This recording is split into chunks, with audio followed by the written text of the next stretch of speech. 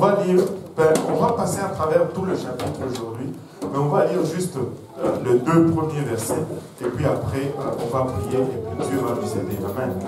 Alléluia. Romains 12, versets 1 et 2. Si on pouvait le lire tous ensemble, comme ça, personne ne va penser que ça ne s'adresse qu'à moi tout seul. C'est pour nous tous. Alléluia. On va les lire tous ensemble à haute voix. Je vous exhorte donc, frères, par la compassion de Dieu, à offrir vos corps comme un sacrifice vivant, saint, agréable à Dieu, ce qui sera de votre part un culte raisonnable. Ne vous conformez pas au siècle présent, mais soyez transformés par le renouvellement de l'intelligence, afin que vous discerniez quelle est la volonté de Dieu, ce qui est bon, agréable et parfait. Maintenant, on va faire une autre chose. On va changer juste un petit mot, juste pour qu'il n'y ait pas de confusion. Amen. On va le relire encore, mais au lieu de dire frère, on va dire sœur. Comme ça, tout le monde va être concerné. Juste au cas où. Juste au cas où. Donc, on va dire, je vous exhorte donc, sœurs, par les compassions de Dieu, à offrir vos corps comme un sacrifice vivant, saint, agréable à Dieu, ce qui sera de votre part un culte raisonnable. Ne vous conformez pas au siècle présent, mais soyez transformés par le renouvellement de l'intelligence, afin que vous discerniez quelle est la volonté de Dieu, ce qui est bon, agréable et parfait. Prions tous ensemble. Père Céleste, nous te rendons grâce encore une fois, Papa, pour ton amour, ta bonté, ta fidélité. Nous te remercions, Éternel, pour le privilège que nous avons d'être ici ensemble, réunis, Papa, dans ta présence.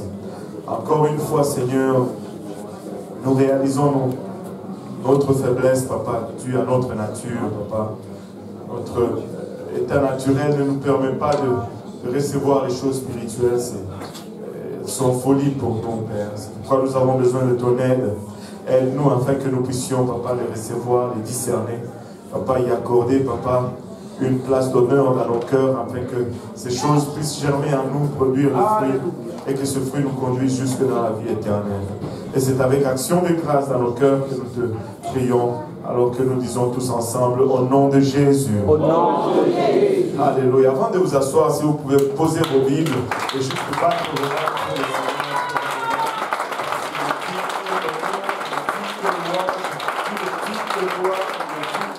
Seigneur. Oui, seul est Dieu. Alléluia. Aucun autre Dieu à ses côtés. Alléluia. Gloire au nom de Jésus. Gloire à son Saint-Nom. Alléluia. Gloire au nom de Jésus. Vous pouvez vous asseoir.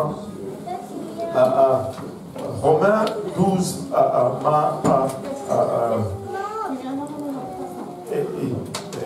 frappé cette semaine. Je ne sais pas si vous allez le lire avec moi aujourd'hui, comme je ne l'avais jamais lu auparavant. Mais je crois qu'avec l'aide de Dieu, nous allons pouvoir trouver quelque chose là-dedans. Je ne sais pas, mais pourquoi aller dans cette direction aujourd'hui? Parce que je crois sincèrement que nous sommes à la porte d'un grand réveil. Et que nous allons commencer à recevoir beaucoup de gens, beaucoup de nouveaux, beaucoup de visiteurs. Mais pour cela, il faut que nous soyons prêts à les recevoir. Et des fois, on a l'impression que c'est un travail continu.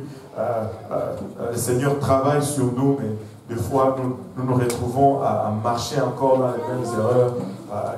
Il corrige, mais on a toujours tendance à dévier. Et je crois qu'aujourd'hui, je voudrais un peu parler à l'Église, un peu parler à notre caractère chrétien. Notre caractère chrétien. Nous sommes tous des chrétiens ici, je crois, je l'espère. Romains 12 est ouvert avec un appel sans équivoque à la sanctification.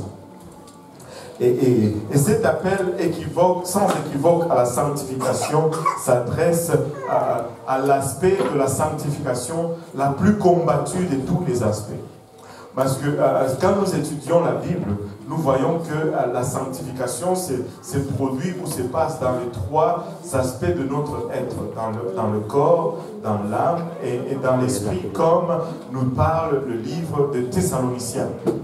Nous devons être sanctifiés aussi bien dans l'esprit, dans l'âme que dans le corps. Maintenant, quand nous parlons de la sanctification dans l'esprit, tout le monde est d'accord. Je n'ai jamais vu quelqu'un argumenter sur la sanctification dans l'esprit. Premièrement, très souvent, c'est parce que nous n'avons presque rien à faire. Et deuxièmement, c'est parce que ce n'est pas visible. Comment est-ce que mon esprit devient sanctifié? C'est très simple. Lorsque je reçois le Saint-Esprit, mon esprit est sanctifié. On reçoit un esprit qui est saint. Donc, lors de la nouvelle naissance, Dieu prend soin de l'esprit. Et ça ne fait aucun mal. Même au contraire, ça nous fait du bien. Des fois, tu vois des gens qui reçoivent le Saint-Esprit, ils parlent en langue, puis ils rient. Parce que c'est un sentiment de bien-être que tu ne peux pas expliquer des fois. Ça t'envahit, puis tu souris. Des fois, il y a des larmes qui coulent. Et laissez-moi vous dire, ce ne sont pas des larmes de tristesse, mais ce sont des larmes de joie. Et je n'ai jamais vu quelqu'un qui reçoit le Saint-Esprit et quand il ouvre les yeux, il essaie de repousser tout le monde ou il est fâché. Non. Quand on reçoit le Saint-Esprit, la première chose qu'on fait quand on ouvre les yeux, on a tendance à embrasser tout le monde. Waouh! Waouh! C'était donc ça. Et c'est ça le Saint-Esprit. Est-ce qu'il y a quelqu'un qui n'a pas encore reçu le Saint-Esprit ici? Vous pouvez le recevoir. Ne passez pas à côté de cela. C'est un sentiment de bien-être. Et personne ne va argumenter. Surtout parce que personne ne le voit. Tu n'as presque rien à changer. Et encore. Sanctification dans l'esprit. Alléluia, j'achète. Tout le monde achète. Alors, quand on commence à parler de sanctification dans l'âme, tu commences à sentir un peu de résistance. La résistance n'est pas tellement ouverte, mais elle est là quand même. Parce que quand on commence à parler de l'âme, on commence à parler de l'intelligence, on commence à parler du raisonnement. Et là, on commence à parler des choses comme tu ne peux pas lire n'importe quoi. Et en général, tout le monde est d'accord là-dessus. Tu ne peux pas regarder n'importe quoi parce que tes fenêtres, tes yeux, ce sont les fenêtres de ton âme. Là, presque tout le monde est d'accord. Même si, une fois, je me rappelle, j'étais à Buffalo, on était allé visiter la sœur de ma femme qui était à l'école là-bas. Et elle avait de ses amis, il y avait une des experts, une de ses amies qui était expert en matière de la sanctification, peu importe si on peut le dire. Et elle disait, quand on a commencé à parler de que tu ne peux pas regarder n'importe quoi, elle dit, oh, moi je regarde presque tous les films, mais seulement quand les gens commencent à faire des choses, je ferme les yeux ou je regarde ailleurs, et puis après je continue.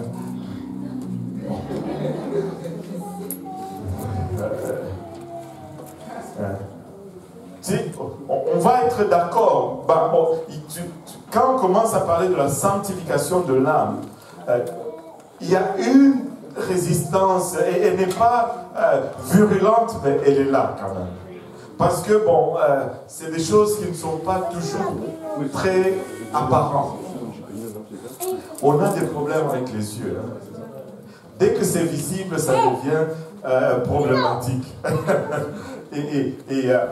Parce que la sanctification de l'âme, c'est vraiment le processus par lequel nous allons passer toute notre vie. Nous devons veiller à ce que nous lisons, à ce que nous regardons, les endroits que nous fréquentons, parce que ça affecte notre raisonnement, ça affecte notre pensée. Je ne peux pas regarder n'importe quoi. sur tous les yeux. Ce que tu regardes reste plus longtemps dans ton cerveau que ce que tu entends. Le visible t'affecte beaucoup plus que l'auditif. Donc, il faut faire attention à cela. Un chrétien ne regarde pas n'importe quoi. Il ne regarde pas n'importe quoi. Il ne s'amuse pas n'importe quoi. Comment? Il ne fréquente pas n'importe quel milieu. Amen. Alléluia. Quand nous étions dans le monde, nous dansions le samedi soir et nous récupérions le dimanche. Mais lorsque nous venons dans l'église, nous récupérons le samedi soir dans la prière et le dimanche, nous dansons toute la journée.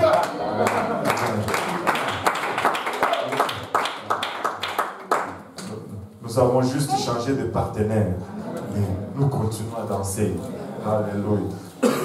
Et maintenant, la sanctification la plus combattue, c'est celle dans le corps. Parce que c'est visible. On voit le corps. Et ça affecte notre carte de visite. La sanctification dans le corps affecte notre apparence. Comment nous présentons notre corps, comment nous nous habillons, comment nous nous décorons, comment nous nous embellissons et toutes ces choses. Dieu est intéressé par la beauté. Parce que la parole de Dieu nous dit qu'après avoir créé toutes choses, il vit que tout cela était bon. Amen. Je suis sûr que Dieu est intéressé dans la beauté. S'il n'était pas intéressé dans la beauté, il allait créer des oranges grises, des mangues grises, les fraises allaient être grises, les concombres ça allait être gris, mais ça allait être nutritif, mais ça n'allait pas être beau à voir. Mais as-tu déjà vu un panier de fruits? Les raisins verts, les raisins rouges, les pêches, et les oranges, les mangues. C'est beau, non seulement c'est nutritif, ça nourrit ton corps, non seulement ça goûte bon, mais c'est aussi beau à voir. Le Seigneur veut que tu sois bien, agréable comme compagnie et que tu dises de bonnes choses, mais que tu paraisses aussi beau. Mais c'est lui qui définit le terme de la beauté. Ce n'est pas Hollywood, ce n'est pas Place Vendôme, ce n'est pas Paris ou Galerie, je ne sais pas quoi. C'est la Bible qui définit le standard de la beauté. Il dit qu'il va embellir l'humble avec la sanctification. La sanctification, c'est beau. C'est beau. Quand c'est saint, c'est beau. Anyway, je ne voulais pas parler de la sanctification aujourd'hui, mais c'était juste pour amener mon sujet. Il dit, je vous exhorte donc, frères, par les compassions de Dieu, parce qu'il sait qu'il va y avoir une lutte. Il dit à offrir vos corps comme un sacrifice vivant. Il utilise le terme sacrifice parce qu'il sait que ça ne va pas être facile pour vous. Il sait que vous allez vous débattre pour accepter cela. Il dit c'est un sacrifice. Parce que ça affecte ma personnalité. C'est un sacrifice.